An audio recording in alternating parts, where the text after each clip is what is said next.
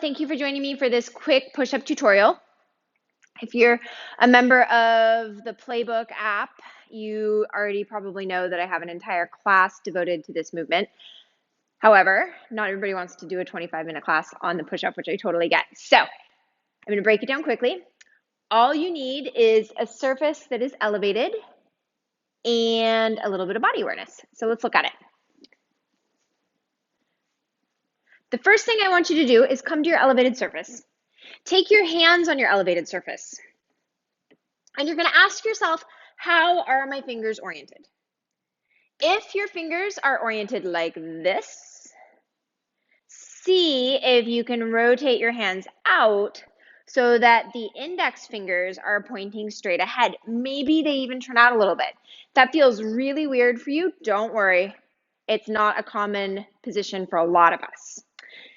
Once you've got that, I want you to ask yourself, can I press all 5 fingers into wherever I am? Now, for some of you, maybe your wrists don't like that position very much. So your hands are actually around the side of the box. That's totally fine, but it's the same principle. Can I feel all 5 fingers actively pressing into the side of the box?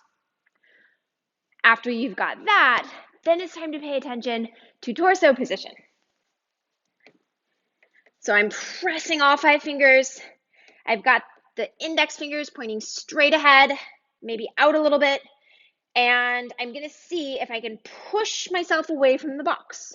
My arms are straight. When I push myself away from the box, I'm going to notice that my upper back, or my mid back actually, might round a little bit.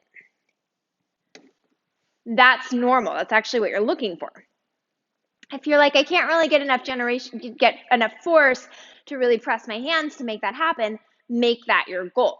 And with every single repetition with the push-up, when you find yourself back in that straight arm push-up position, see if you can find that active pushing into your hands.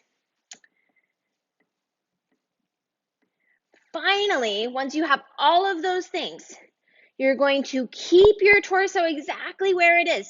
It's not going to dip down. It's not going to round more. It's just going to stay exactly where it is. You're going to lower your chest towards the box. Push yourself away from the box. There's no shifting in your torso or your hips. It's a movement that's coming from your arms. Once you've mastered that and you're like, cool, totally have that. I want to start working on the floor. The next step is to start in that straight arm push-up position. Same rules apply. Where are your fingers? Can you feel all 5 fingertips? Can you press all 5 fingertips actively into the floor? Can you push enough that your chest stays away from the ground? Then you start to lower yourself down. You're going to lower yourself all the way down. You're going to come onto your knees. You're going to push into your hands. And I want you to imagine that your torso is like a plank. Push your plank away from the floor. Try that one more time. So you start in this pushing action already. You're pushing. You lower yourself down. Lower your knees. Point your toes maybe. Get strong. Back up.